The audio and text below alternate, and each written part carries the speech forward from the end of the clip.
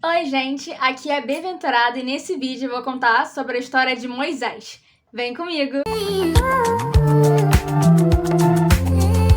A história de Moisés se inicia lá no livro de Êxodo, mostrando que as circunstâncias do seu nascimento não foram muito favoráveis.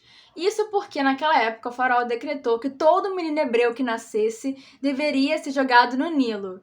E nisso a sua mãe, Joquebede, muito sábia, esconde o menino, mas depois de um tempo em que ele está crescido, não tem mais como esconder ele, ela faz um cesto e deixa ele no Nilo, crendo que Deus iria guardar ele. Nisso, a filha de Faraó estava se banhando no Nilo e pega o cesto e vê que é um menino hebreu, mas em vez dela entregar ao pai, ela resolve adotar Moisés. Então ela cria ele como um egípcio, tanto que foi ela que deu o nome Moisés, porque fala que das águas tirou ele.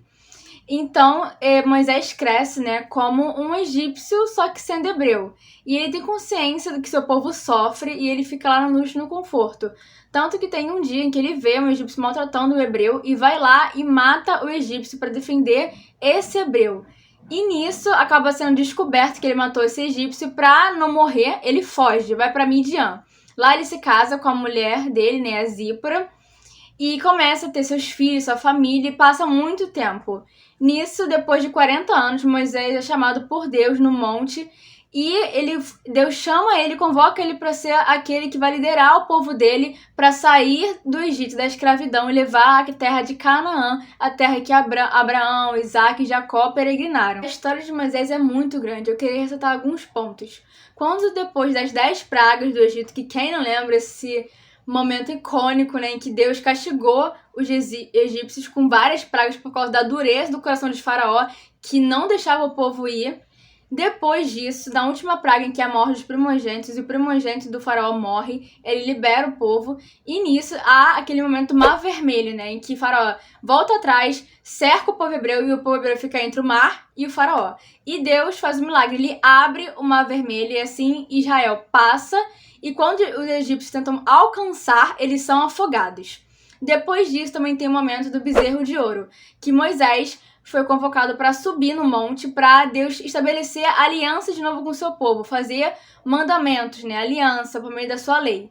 E ele fica muito tempo, o povo meio que se cansa de esperar e faz um bezerro de ouro para eles adorarem, porque Deus não tinha rosto, Deus não tem um rosto, né?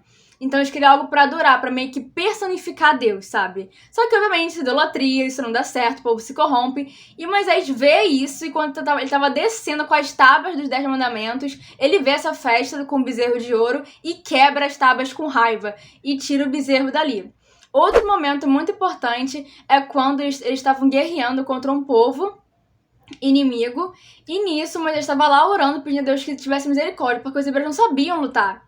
Então ele pediu para Deus ter misericórdia e dar o povo a vencer. E toda vez que Moisés estendia os braços e orava, o povo vencia. Quando ele se cansava, o povo hebreu começava a ser humilhado pelo povo inimigo. Então o que aconteceu? Arão, irmão de Moisés, e Ur levantaram os braços de Moisés para o alto para que ele continuasse tendo força para orar. Então, enquanto ele estava orando a Deus, o povo hebreu vencia.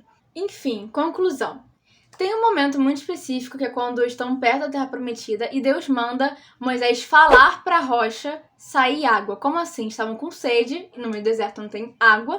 Então, Deus mandou Moisés fala para a rocha para ela sair água, para ela, sabe, tipo, brotar água. Só que Moisés com raiva porque o povo ficava em cima dele o dia todo, reclamando dele, reclamando de Deus, reclamando de tudo. Ele ali, cansado, com raiva, foi e bateu, acho que 3 vezes, se não me engano, na rocha e saiu água. Só que beleza, o povo bebeu, só que aí Deus falou, Moisés, eu não mandei você bater, eu mandei você falar. E por conta disso, Deus castigou Moisés para que não pudesse entrar na Terra Prometida. Depois, Moisés se arrepende, ora, e Deus tem misericórdia dele e fala, tá bom, você não vai entrar, mas eu vou te dar o direito de você ver como é que é a terra. E realmente isso acontece. Quando Moisés vai morrer, Deus manda ele subir no monte e ele consegue contemplar toda a beleza da Terra Prometida. E nisso, Moisés morre. E a Bíblia fala que quem, sabe, levou o corpo de Moisés foi o próprio Deus. Foi um anjo, assim. Por quê? Se ele fosse enterrado ali, né?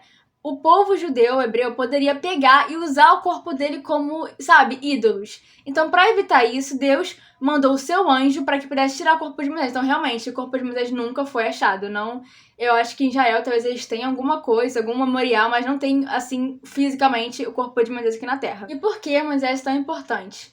Bom, ele escreveu o Pentateuco, que são os 5 primeiros livros da Bíblia: Gênesis, Êxodo, Levítico, Números e Deuteronômio. E também porque ele foi o líder de Israel, ele foi, acho que, o primeiro líder, assim, do povo hebreu, né? Então ele tem uma importância muito grande. E também ele tá na galeria da fé como um dos heróis, né? Porque ele, mesmo sendo egípcio, entre aspas, lembra? Ele não quis, sabe, ficar naquela vida de bem bom, sabe? Ele preferiu ir com o povo dele sofrer na escravidão e sair de lá do que ficar com os manjares do Egito, como a Bíblia fala. Isso fala muito da gente não se deleitar nesse mundo, com os prazeres desse mundo, mas sim escolher o caminho da cruz, o caminho do sofrimento, mas é um caminho que leva à vida eterna e a verdadeira liberdade. Bom, a Bíblia é muito clara, ela não esconde os defeitos nem dos heróis da fé. Então, o defeito que tem que se falar de Moisés é que ele matou. Matar é pecado, é errado. Deus não dá a gente a autoridade de tirar uma vida. Então, uma coisa negativa de Moisés foi essa, ele ter matado o egípcio. Outra coisa negativa foi a questão da rocha, ele ter obedecido a Deus, ter sido levado pelo que a multidão falava.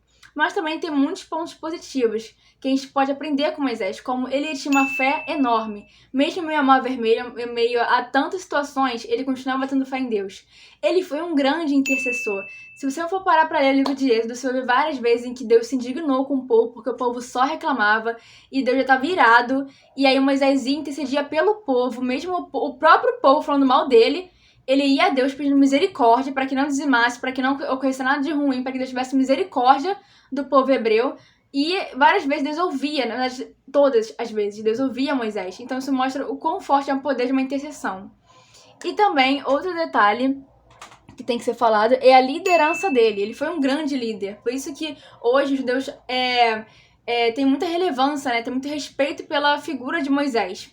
E também, uma coisa muito importante, sua intimidade com Deus. A Bíblia fala que ele tinha lá o arraial dos hebreus no deserto, mas ele mesmo pegava uma tenda e armava longe do arraial, para que ele pudesse ter um momento a sós com Deus. E se você for parar para ler vários momentos dele com Deus, você vê que tem uma intimidade muito, muito maravilhosa, que é como se fosse duas pessoas conversando, sabe? A palavra que eu dou sobre Moisés para você hoje é: se aproxime de Deus. Assim como Moisés se aproximava do Senhor todos os dias, de uma intimidade que hoje muitos cristãos invejam, sabe? Ele continua disponível. Deus escolhe os loucos. Se você for parar pra ver como Deus chamou Moisés botou vários empecilhos para que Deus não chamasse ele.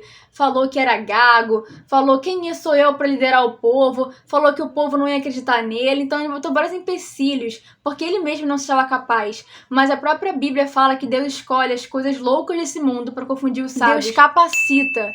Assim como Deus capacitou Moisés, sabe, na fala e também usando o seu irmão Arão para ajudar, né, na comunicação, Deus também capacita você a fazer a obra dele, a fazer o que tem que ser feito, porque a obra que a gente faz para Deus não é individual, é em grupo e é para alcançar vidas. Então que você possa receber essa palavra em nome de Jesus. E é isso, gente. Espero que tenha gostado. Se você gostou, curte, comenta aqui embaixo se você já conhecia a história de Moisés ou não conhecia alguma parte que eu contei aqui. E a pergunta é: você tem tido intimidade com Deus como Moisés tinha? E compartilha com quem você acha que precisa ouvir essa palavra e se inscreva no canal. É isso. Tchau!